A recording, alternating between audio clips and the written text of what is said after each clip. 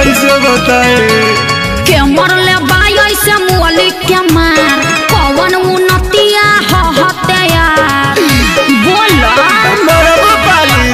के मरले बाई ऐसे मुअली के मार कौन उन्नतिया हते यार। अरे डरो करत रे आ गली में तोरा धरैनी रे कैसे भाई से तोरा पिटैनी रे। अरे का करे आइल रह हड्डी मसली सब देल से दूर अरे मरले साले का संस भरापुर अरे मरले साले का संस भरापुर अरे मरले साले का संस भरापुर। अरे कहाँ मरल अरे का बताइए बड़ा मरले बासा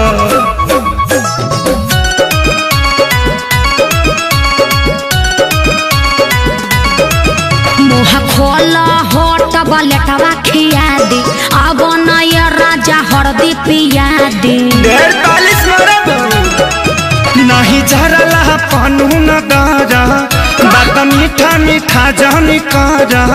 ओहो ऐसन कहे सोचता रह तनिको न कोइला हस विचार कुर्ता पायट कुल्ही देला सफार लहै हरदी गुड़ पीला तका कर मिले हम आईनी रे प्यार में गलती भारी कईनी रे।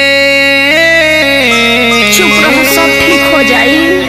पूछा दारू अब तू हर दिला गुड़ अरे मरले साले का संस भरापुर अरे मरले साले का संस भरापुर अरे मरले साले का संस भरापुर। अरे चुप रह चलो भोका माइस के सुई दिबा दी वो कौन सुई है? दुख हरनी सुई।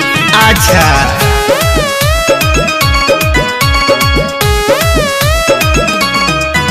मरल सन जैसे मारे कसाई पापी हो बड़ी बड़े सभाई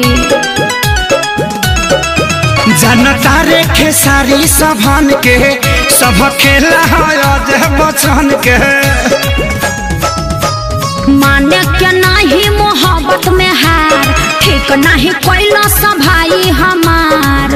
अरे हेंगा कोई मारेला अरे इज्जत अपन हम लुटैनी रे